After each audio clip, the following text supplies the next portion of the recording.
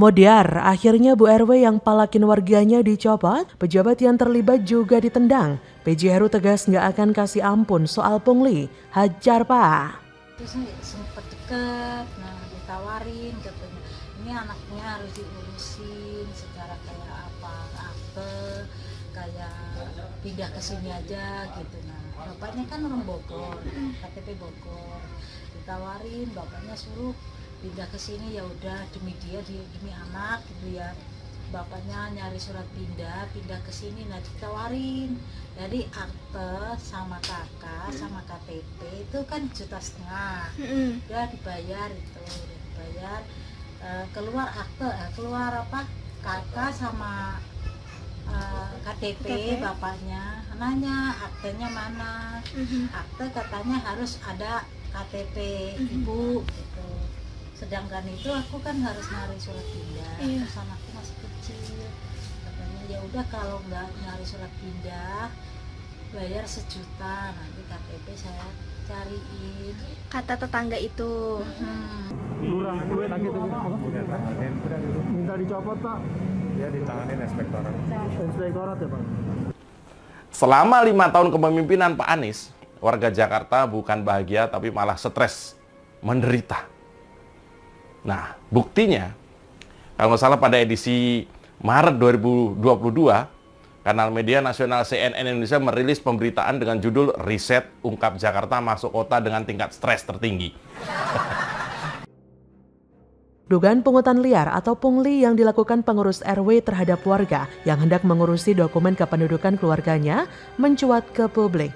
Kepala Dinas Kependudukan dan Pencatatan Sipil Kadis Dukcapil DKI Jakarta, Budi Awaludin memastikan bakal menindak tegas pegawainya jika terlibat dalam aksi pungli tersebut. Kata Budi, bisa dipecat kalau terbukti petugas yang melakukan pungli akan dikenakan sanksi tegas.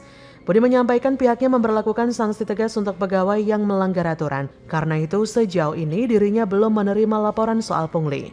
Ia berkata, biasanya PJLP atau operator akan kami pecat langsung kalau PNS akan dikenakan hukuman sanksi berat. Karenanya pegawai kami sudah tidak ada yang berani. Namun biasanya oknum RT RW yang masih melakukan seperti itu. Ia juga menekankan layanan pengurusan ataupun pembuatan dokumen kependudukan tidak dipungut biaya sepeser pun alias gratis. Bahkan menurutnya, tidak lagi membutuhkan surat pengantar dari RT ataupun RW. Ia berkata, pelayanan Dukcapil di DKI Jakarta semuanya gratis ya, tidak dipungut biaya. Di sisi lain, Budi juga meminta korban melaporkan dugaan pungli dengan cara bersurat ke Disdukcapil DKI.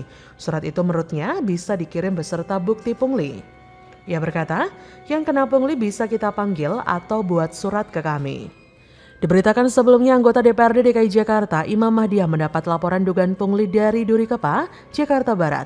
Merujuk pada laporan yang diterima Imam, pungli itu dilakukan oleh pengurus RW terhadap warganya yang hendak menguruskan dokumen kependudukan keluarganya. Kata Imam melalui Instagramnya, Selasa 27 Desember, menindaklanjuti laporan warga, Bapak Hendra 3 tahun lalu bayar 2,5 juta ke oknum untuk pengurusan akta kelahiran dan tidak jadi-jadi. Akhirnya beliau lapor ke nomor pengaduan saya. Dihubungi secara terpisah, Imam menjelaskan kasus itu bermula pada 2018 silam. Saat itu, korban mengaku dimintai uang oleh istri ketua RW berinisial D sebesar 2,5 juta untuk biaya mengurusi dokumen administrasi milik istri dan anaknya. Oknum D itu menjanjikan dokumen selesai dalam waktu singkat. Saat itu tugas-tugas RW diserahkan kepada istri lantaran ketua RW yang menjabat saat itu sedang sakit. Namun nyatanya setelah 3 tahun lamanya, dokumen itu ternyata tak kunjung selesai. Ia berkata, jadi waktu itu pas ada pengaduan masuk dari Pak Hendra, Bu bisa dibantu nggak? Anak saya sudah 3 tahun umurnya, waktu awal-awal itu diminta bantuan sama istri RW mereka bayar. Pada akhirnya Ima pun membantu korban menyelesaikan dokumennya.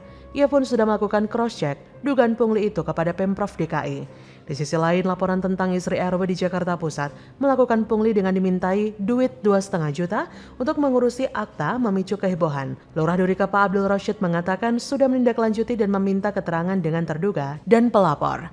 Rashid berkata, kita sudah tindak lanjut ya informasi tersebut, oknum tersebut sudah kita mintai keterangan, begitu juga dengan pelapor. Rashid mengatakan pihaknya saat ini sedang mempelajari dan memproses dalam memberikan sanksi. Ia mengupayakan agar terduga dapat mengembalikan uang tersebut. Ia berkata, Oknum yang diduga melakukan pungli sedang kita pelajari dan proses dalam pemberian sanksi agar tidak lagi terjadi hal tersebut. Kita upayakan apa yang diterima dapat dikembalikan dan untuk sanksi sedang kita proses. Rosyid berharap tidak ada lagi kejadian pungli seperti itu. Ia memastikan seluruh pelayanan terkait kepengurusan dokumen di kelurahan gratis tanpa dibungut biaya apapun. Jadi bagaimana menurut Anda?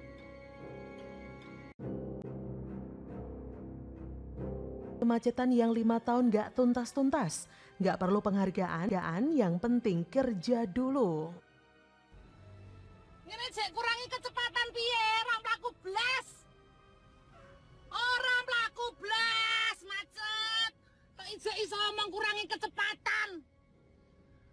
Blas orang mlaku. Gusti, piye iki arep nyambut gawe iki, Gusti? Padat sih setelah PPKM level 3 ini sih. Di level 3 agak lumayan padat ya di daerah Mampang sini. Mulai rame sekarang. Mulai aktivitas sudah mulai normal seperti biasa. Cuman tetap masih jaga protokol sih. Dan minggu sebelumnya ini sudah mulai ada peningkatan juga karena pertama mal-mal sudah mulai buka. Kemudian tempat-tempat umum juga sudah mulai buka walaupun dengan jumlah pengunjung dan jam operasional yang dibatasi. Berharap kehadiran seorang Heru Budi ini menjadi sosok penyelamat Jakarta, penyelamat Indonesia. Karena apa? Beliau sangat profesional. Dan saya mempersilahkan kepada orang-orang yang selama ini berkerumun di sekeliling Anies Baswedan untuk siap-siap gemetar, kemeriang, panas, dingin. Lihat saja. Pemerintah Kota Jakarta Pusat menggelar rapat pimpinan gabungan membahas sejumlah isu prioritas untuk 2023 mendatang. Beberapa isu yang dibahas mulai dari penanganan banjir di daerah rawan hingga penataan pedagang kaki lima PKL Tanah Abang. Rapim diadakan di kantor Wali Kota Administrasi Jakarta Pusat, Senin 5 Desember 2022. Rapat dihadiri oleh PJ Gubernur DKI Heru Budi Hartono yang didampingi oleh Asisten Pemerintahan Sekda DKI Sigit Wijatmoko serta Kepala BKD DKI Maria Kiptia. Dalam kesempatan itu Heru memberikan sejumlah arahan kepada seluruh jajaran ASN di lingkungan Pemkot Jakpus. Ia juga meminta jajaran Pemkot Jakpus melakukan evaluasi program kerja selama tahun ini untuk perbaikan tahun depan. Heru juga menghimbau seluruh ASN untuk sadar akan tanggung jawab dalam bertugas di bagian manapun bidang apapun. Ia pun mengingatkan agar segala pekerjaan mempunyai target, sehingga dalam bertugas ada tolak ukur yang jelas, agar tidak ada waktu untuk menunda, sehingga integritas sebagai abdi negara tetap terjaga karena ini demi warga Jakarta. Ex-Wali Kota Jakarta Utara itu juga mewanti-wanti pentingnya koordinasi bertingkat tiap jajaran sehingga laporan kendala di lapangan bisa direspon cepat dan ditindak langsung tanpa memakan waktu lama. Perlu diketahui dalam Rapim ini turut dilakukan pembahasan yang bersifat prioritas untuk menyambut tahun 2023. Salah satunya penanganan banjir kawasan seperti Kartengsin. Kemudian dibahas pula urusan penanggulangan kemacetan dengan solusi pemanfaatan lahan milik PT KAI yang berfokus pada kawasan stasiun yang kerap menjadi titik kemacetan seperti stasiun Gondang Dia, Cikini, Gambir, dan Tanah Abang. Kemudian terkait penataan kawasan, ada pembahasan yang harus menjadi target bagi setiap kelurahan Jakpus, baik pembuatan mural, penataan parkir liar, pedagang kaki lima, penyediaan lampu jalan, hingga penanaman dan perawatan pohon melalui kerjasama antara Sudin Pertamanan dan Hutan Kota, CSR, serta dengan pemerintah pusat.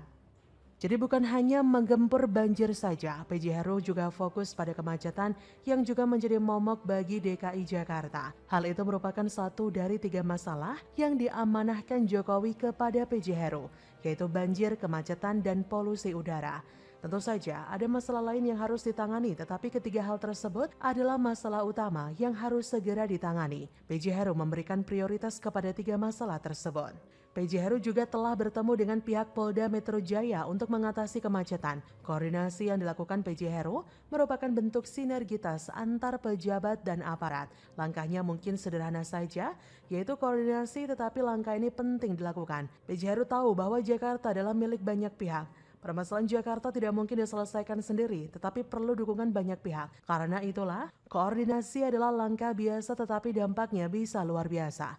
Jadi upaya-upaya seperti inilah yang diperlukan dari pejabat daerah. terbukti bekerja, tidak banyak bicara, berintegrasi dengan pemerintah pusat dan pihak-pihak terkait sebagai upaya pemulihan yang berkelanjutan. Peduli Setan dengan penghargaan, yang penting kerja dulu. Bagaimana menurut Anda?